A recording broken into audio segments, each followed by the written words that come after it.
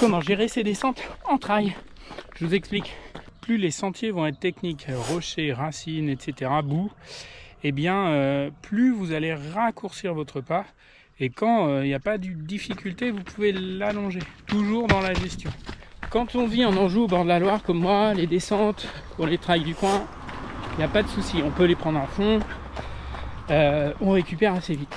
Quand vous allez en montagne, quand vous avez des descentes qui durent 10 minutes, parfois plusieurs kilomètres, eh bien, si vous ne les gérez pas en début de course, vous allez rapidement avoir mal au-dessus des genoux et aux genoux, ce qui va vous pénaliser pour la suite. En plus, vous prenez beaucoup de ressources.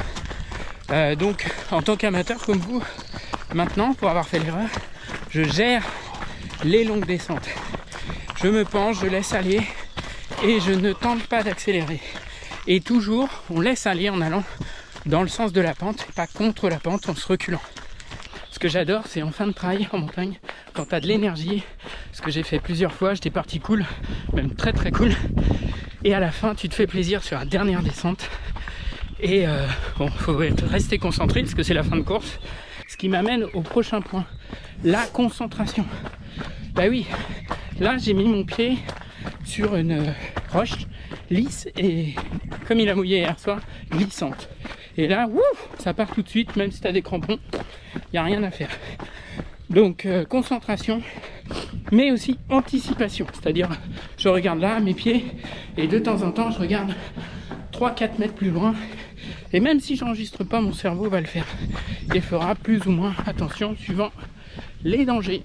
Et en montagne, quand les descentes sont brutales, et que la route est longue, eh bien, les bâtons servent aussi. Comme au ski, en fait, vous appuyez sur les bâtons pour amortir le choc sur votre pied. Ce qui va vous permettre de sauvegarder un peu vos tendons. Voilà. Et maintenant que tu sais comment t'entraîner pour les descentes, essaie et dis-moi plus tard comment ça s'est passé. Si tu veux d'autres conseils de ma simple expérience d'amateur, eh ben abonne-toi et pose les questions en commentaire. Mais je vous vois.